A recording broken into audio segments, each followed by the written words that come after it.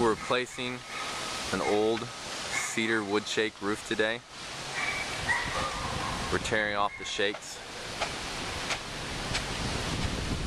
down to the wood battens. We'll install new 7/16 inch OSB decking and a GAF Timberline Ultra shingle.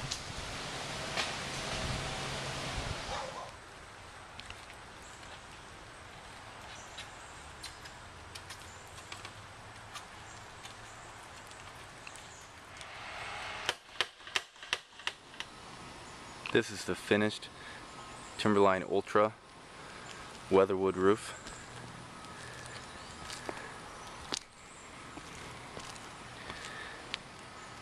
There was some sidewall rot on the cedar sidewall. No need to call a separate contractor. We can address these issues for you and take care of it so that the new roof works with the current siding system.